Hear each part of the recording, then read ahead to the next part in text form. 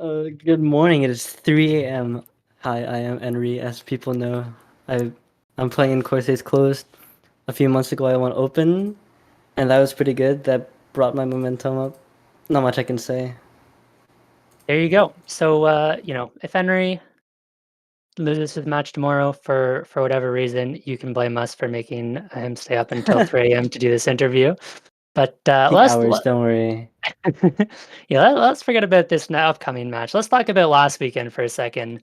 You got two huge wins against some of the best tournament players in the game, White Yep. Cat and Zudinator, beating them both 6-2.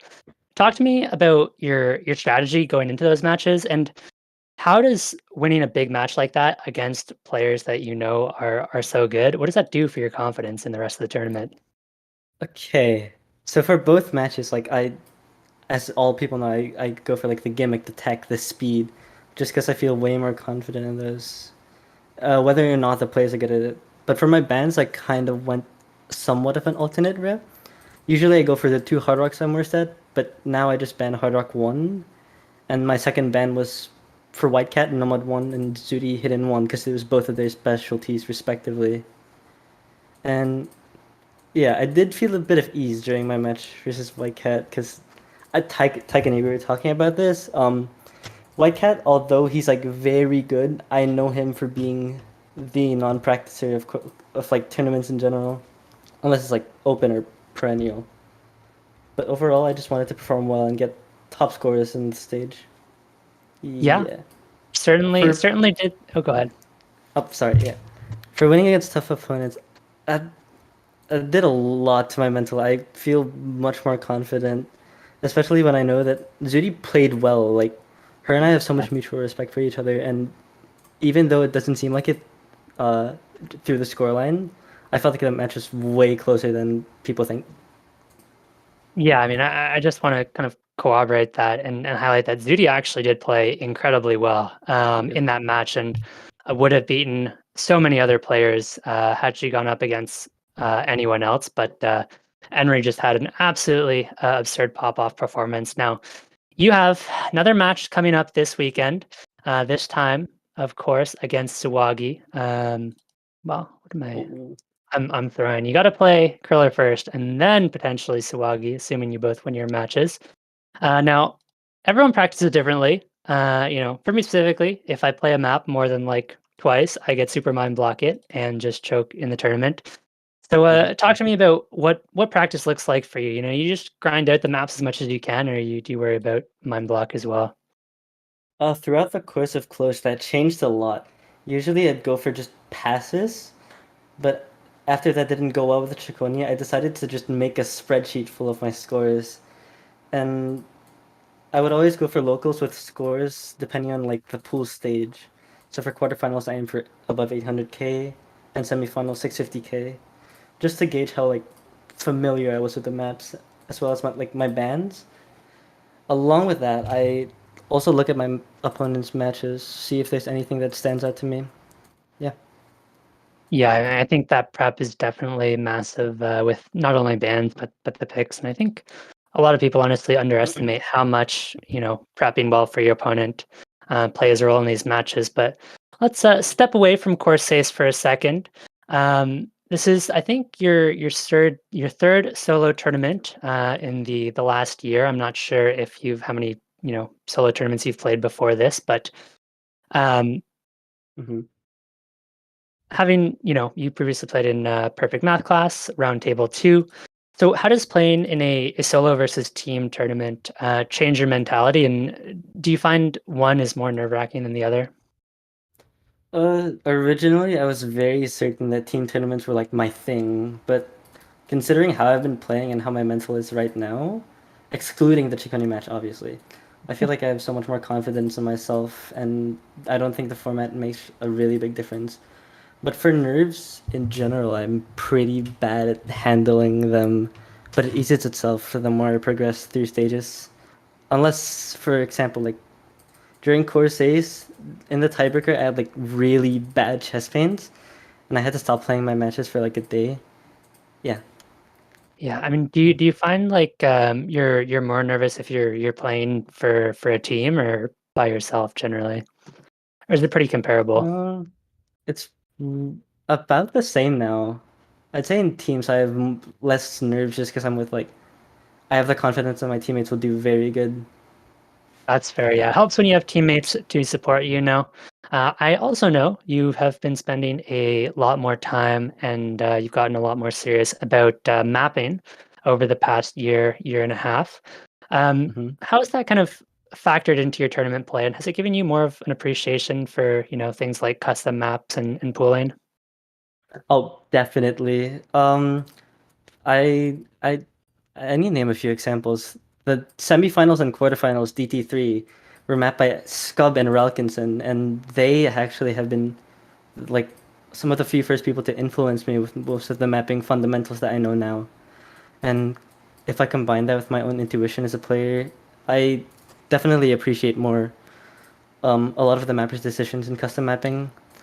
Like specifically No Mod 2 this stage was very good. I feel like the approach of more aim control oriented No Mod 2 should be experimented with more. But it can also I feel like it can go the opposite way. For Mm, example, the finals No Mod 4, it's not really my thing. The density, the whole style is just something I can't really bring myself to appreciate. yeah, I mean, I think that's fair. Obviously, no map is going to be for everybody, but Yep. a huge shout out, of course, to all of the Corsair's custom mappers who've been putting a lot of work into those custom maps. Now, we're going to get you to do some predictions, and we're going to start off with the big match, Malashevsky versus Emrek.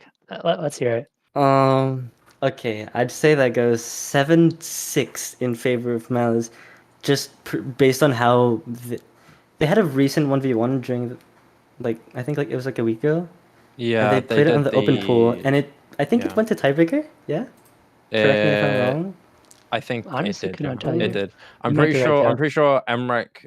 Of course, sometimes you don't have to. You can't reflect them, but it was. I think it yeah, was like an early blunder for Emrek, and then he came back to TB. yeah. I think Emmerich can definitely bring it back, if not win the tiebreaker on like a very good day. But I'd still give Malice the slight edge just because of his consistency.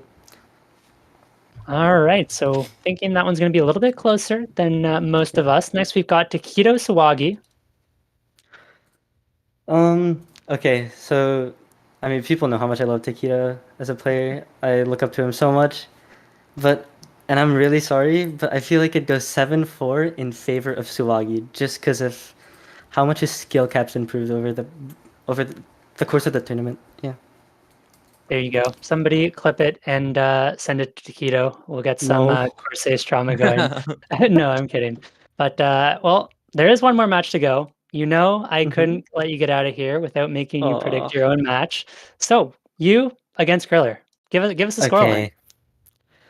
I would say I have three predictions. It can Okay, either go. three predictions. Go I'm ahead. thinking 7-4, 7-5, or tiebreaker, and I Okay. say I win just because I have a slight edge in the pool skill cap. I definitely want to abuse more of the speed, and I've recently picked up like aim, so I plan to do that as well. But it's so hard to predict all of these matches. Everybody is so good. Yeah, just how it goes in a tournament like Corsairs Close, where you have 16 of the best players in the world, and they're all obviously so good. Anyone can Yep, win a match on any given day, depending on how they're feeling. But that is going to be all for the predictions. Again, Henry, huge thank you for staying up late and joining us today. no problem. Henry's socials should be on the screen. Go give him a follow at all of those. Was there anything you wanted to say to the viewers before we ended this episode? Uh, okay, so I feel like for those, I kind of wrote a whole script for this, but for those who would like really want to excel at anything, for me at least, it helped in tournaments. Do not let what anyone says get in the way of your improvement, because you don't have full. I mean, not only do you have full control of what you can learn, but you know about yourself more than every single spectator. And as someone who was really doubted early on, I I decided to like transfer that into self improvement rather than taking it as like, oh, it's over. This guy thinks bad of me. Blah blah blah. And I feel like people should really do that more. And Yeah, I would also like to say that it's pretty overwhelming, but the recent support from Corsairs is really it means so much to me. I don't think I would have gotten this far, especially since 1v1s really aren't my thing. And compared to players like Miles and Judy, I feel like I haven't been playing for much, but I still have pretty good performances. So yeah, thank you, Fluffy. Absolutely. Yeah, I think that's super well said. I mean, if for all the players, I know we do get a fair amount of course, Ace players that do watch the show, that we do end up talking about. Obviously, keep in mind that, all of us are aware that when we say one player is not as good on a certain skill set, obviously that's compared to the other best players in the world on that skill set. Mhm. So is absolutely not something to feel bad about. And like Emery said, a huge thank you for all your guys' support. Continue to support all the players in Course. And I think that is going to be it for us. If you want to keep up with Course, follow our Twitch channel. Next match is going to be Enri versus Kriller, 14 UTC tomorrow. So stay tuned and make sure you wake up for that. I have been iFlame, of course, joined by Sad Shiba, Knots, and Kenny, and we will be back next week for Course's close analysis. Thank you guys all for watching, and you take care. Bye. See ya. Goodbye. Bye.